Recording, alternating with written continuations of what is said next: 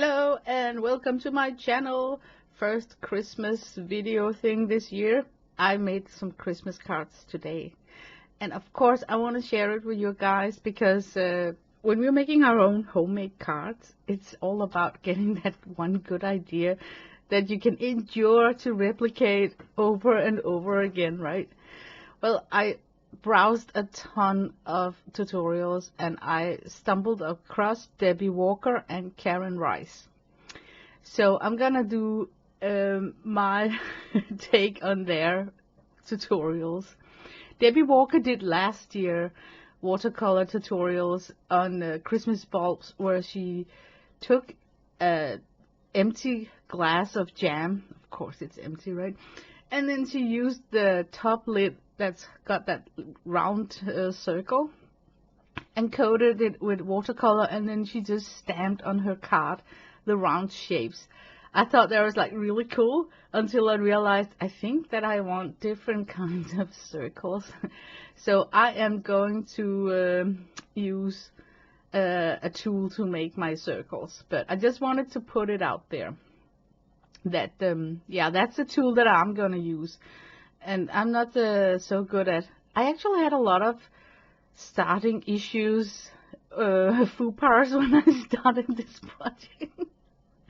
First of all, I for some reason managed to do not totally round circles, even though I had this fancy tool to work with. So I had to go in with an eraser and yeah, as you can see here, I have to redo it. I'm trying to record this in real life, and I'm gonna show you all my screw-ups that I normally would edit out to make the video shorter and look like I'm top professional and know what I'm doing. I would totally have edited out this part here too, where it becomes super blurry. I did not notice that my camera was freaking out. So I would have edited out where I erased, and then for sure cut down this right here. But now I'm gonna let it all stay up. I am going to make a card that I'm gonna show in just half a second, the finished card, so you kind of know in which direction that I'm heading with this. And it was an okay tutorial. It was doable to do replications of this card, and not like that year where I made snowmen. Oh my god, I hated myself for making the snowman. Okay, here I noticed that, oh my god, it's out of focus, and then I tried to show the lines, but you know what, they don't show up. So ta-da, the finished card. This is what I'm producing, and if you think you have seen enough, you can just stop the video now, because the rest of this is just gonna show me screwing around. Here I snap a Prismacolor, have to sharpen it, and then now I go in and meticulously sketch out the metal hinge there is on the Christmas bulb. And I'm using the bronze Prismacolor pencil, hoping for it to be shimmer or glittery, but disappointingly, it's not, you know. So I think that, yeah, the silver in the Prismacolor pencils are actually looking silver on white, but the bronze and the gold are a little bit disappointing. But hey, I got them, why not use them? So I do the metal hanger, and then I use a ruler and follow the line work up. And now I have to tell you this, if you're making this Christmas card, I realize that on some of my cards, some of my bulbs are hanging just below each other, so you will get that really unpleasant look of the strings here get interrupted by my cat. Definitely something I would have edited out, but I'm showing you, yeah, I'm showing you the real struggle. People often wonder, why does content creators claim that it takes a long time to edit videos before they upload? Well, you're looking at one of the reasons. But back to this. Okay, I'm using a colorless wax crayon to color in the highlights, so when I go on top of it with my watercolors, it will repel. And the watercolors that I'm using is the Mei Lang watercolor set from Pretty Excellent. And I am working on mixed media rough grained paper from Clairefontaine. Yeah, but back to the thing about the silver and the, you know, all those pens and the strings that I kind of drew in. I realized that I should have made my placement of some of the bulbs obscure from one another. So if you're doing this card, have that in mind. Don't let them hang just below each other, because then you won't have that pleasant look of the string hangers showing up in the background, because it's kind of part of the design, I think. Once again, Karen Rice is the artist that inspired me most for this tutorial, but I did watch Debbie Walker first and knew that I'm gonna paint something round. What I'm doing is that I'm trying to give it a light coat on the left side, so I'm kind of pretending that light comes from the left, right? And then I mix actually black watercolor into the color that I'm working with to get a really pronounced shade. Because I was looking at the other girls' finished result, and I thought that, oh, it looks so pretty, but it kind of lacked that shade, you know.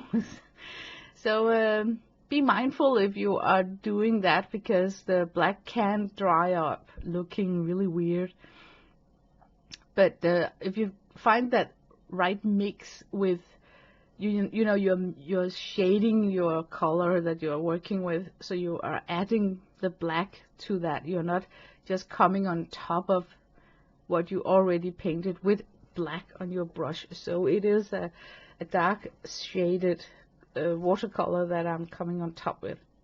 And then I add salt. I'm not a huge fan of this salty business. I think it's, yeah, you never really know. It's like 50-50 with your result, and you're totally out of control. And sometimes it works, sometimes it just doesn't, you know.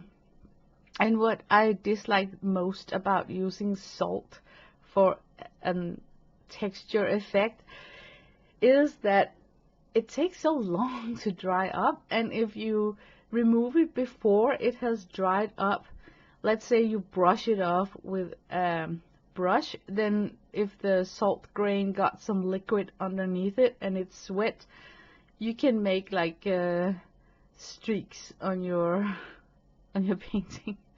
So I have learned the hard way that I should not take a brush and then brush off the salt.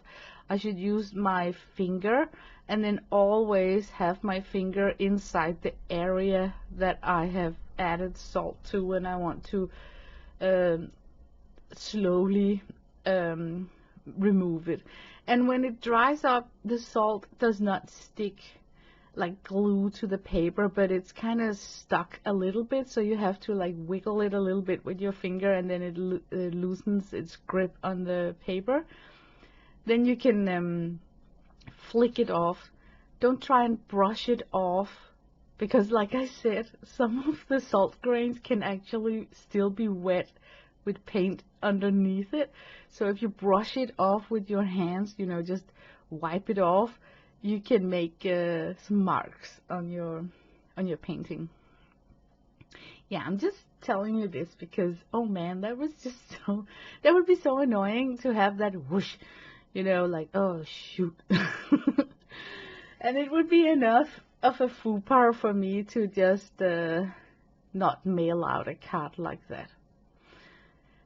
And here I am working on having one giant red bulb almost in the middle of the painting surface, because I got this idea that imagine if you wrote Merry Christmas in sort of calligraphy that followed that round shape of the bulb. So can you see I got on the left side some white space where I actually could write with my Tombow markers like Merry Christmas in this round shape. I still don't have the guts to do it. And I don't know if this card is going to be sent to a Danish person or an English speaking person, because if it's for a Dane, it has to say Glædelig Jul, because Glædelig Jul is the way we say Merry Christmas on Danish. But red is just such a yummy color. And I think, I'm not sure if I do it on this one, but on some of them I actually used green when I did the shading on the red. I totally forgot what I did on this particular card, but I think it works better mixing in green instead of the black. Oh, I can see I did for the black. Okay, I did the black, but it looks nicer if I have picked up the green, because I had some other bulbs where I used the green because it's a complementary color to red, so it's a good shading color. But yeah, on this big substrate right here, you could even stamp something on inside of it. Like if you had some sort of, let's say, golden embossing powder, and you had a stamp saying Merry Christmas, then you could totally emboss that gilded letter on one of the bulbs in this design right here. Once again, it's not my design. I think it's very generic. I mean, who haven't been making Christmas bulbs? But my take on this Christmas bulb is that it's new for me to go all the way with the salt. And I also use some shimmery paint from Paul Rubens. And I also use some gilded flakes from Cosmic Glitter. Is it called Cosmic Glitter? No, Cosmic Shimmer. That's the brand name. Some gilded flakes, it's called. And I use a glitter glue in gold to emphasize the string of the, because it just looks so tiny. You know, I got like this big fat bulb hanging in this tiny string. So I thought, oh, I need to enhance that string, and I didn't want to make like chain texture or something crazy, because I had to do it 6 times because I got 6 cards. So I grabbed for the glitter glue, and it's dried up and it looks just perfect. I mean, it got that perfect width of a string that's, you know, would be able to hold such a fat Christmas bulb. But I am painting this in real life, so in case that you're working on a project, you can just listen to me babbling while you're working in your journal. So, but back to my story about that year when I painted the snowman. Oh my God, that was just, ugh. First of all, I knew that I had to do a lot of Christmas cards. Was it like 11 or 12? It was more than 10. I remember it was more than 10. And I thought, I'm gonna attack this like a Ford factory by doing it in an assembly line. So first I'm gonna take, you know, let's say it was 12 pieces of paper, bend the paper, tear it up, do the sketch on all 12. Take one color, do it on all 12. It was the wrong way of making Christmas cards, because it was not fun and it was forced like a chore. So I think that there was like no joy in my painting, you know. And it was just mechanic. And the last thing that I had to paint on the cards was unfortunately the faces, which is the most expressive part of a snowman. His face, right? So you should be in some sort of cheerful and happy mood when you draw in his funky, whimsical face. But if you're worn down after sitting at an assembly line, just keeping up a steady pace because you also want to hit the sack and go to bed early that night. Oh my God, that was just so the wrong way of doing Christmas cards. I think Christmas cards for me, it's something that I like to do. I prefer before December because then it's not a chore, a stress, like a must. Because if I first am late, there is a risk that I won't even make Christmas cards.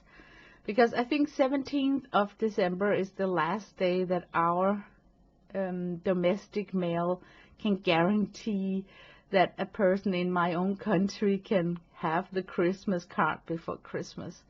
So around the 12th or the 13th of December would be a reasonable time to ship stuff like this, you know, so it at least arrive before Christmas, but don't arrive the first week of December, because the first week of December, not many people that I know are in the Christmas spirit yet. So I would prefer that it arrives like a couple of maybe 11, 12 days before the Christmas Eve. Here I'm bragging about how cool it looks with that shimmery paint, and it really does. If I can sneak in some glitter on a project like this, I will do it. Here you see the salt when it's dry, and it just lays on top, and you can, with a finger in circular motions, be very gentle, because you can't actually scrape off the paint from what you have painted, because if you got a lot of grains underneath your finger, it can work as sandpaper. So you can actually by accident grind off paint. But look how hit and miss. Like some places it has really got an effect, and on other nothing. Like the most clear effect, you have to say, it must be on the left corner with the mauve purple ball, where you really can see it like snowflakes.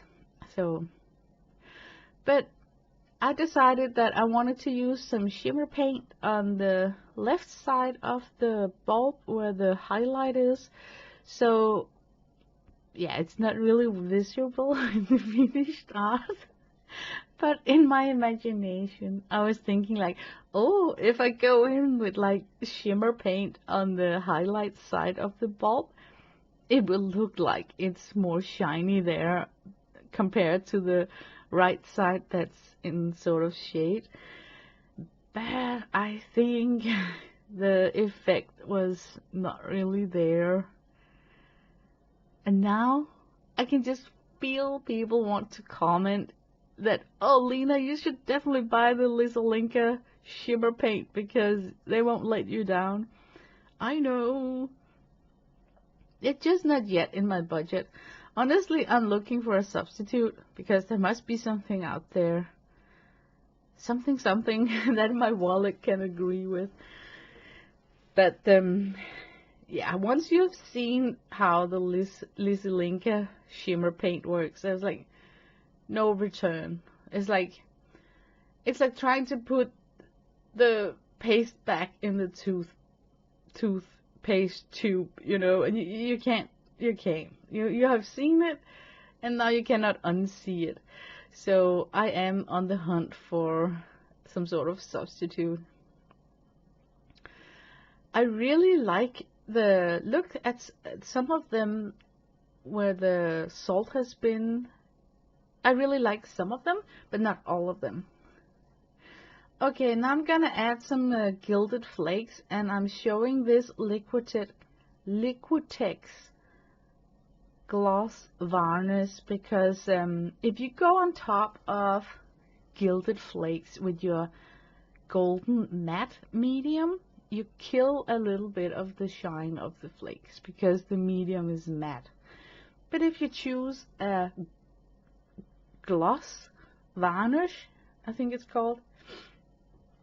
Yeah, glossy. Then you preserve as much as you can of the flakes. And I like to use the liquid collage glue like this with a brush to marry the flakes to the paper, because it is flaky flakes, and yeah, it just also it's difficult to glue down because they're so sheer and so unpredictable. So what I do is that I tear up some of the flakes in the lid of the container so they become like hopefully smaller pieces, and then I simply just transport them with the tip of my finger over to the wetted area, and then with the brush I mush them down. And then I try to actually paint in, as you can see here, the whole side of the Christmas bulb, because the gloss varnish will make a sheen on your painting, so why not make that sheen on the whole right side of the bulb so it's more symmetric, or you know, like more balanced, so you don't have like one area in the center with glossy glue and then not on the edges. And it will pick up some watercolor and tint your brush a little bit, but nothing worse that you can't just wipe off on a piece of paper. So yeah, when you see my hand is not in the screen, it's actually wiping off the brush. But I really love these golden flakes. I like them because I am not a glitter girl. I don't have glitter in by the pound, you know, like loose glitter. The only glitter I got is from Tim Holtz, and it's called Dry Glitter Clear Rock Candy. And I didn't think that I wanted to use that. It looks like snow, you know. And I actually, last time I used it was on the damn snowman Christmas card production that I recall with horror. Oh man. But Candy Rock Glitter from Tim Holtz is mostly, I think, for white surfaces. So I really love that golden touch on these bulbs. We are finished. Thank you for listening all this way. You are a trooper. I wish you a nice week. And look, I made Christmas cards. Da da da da. Bye bye.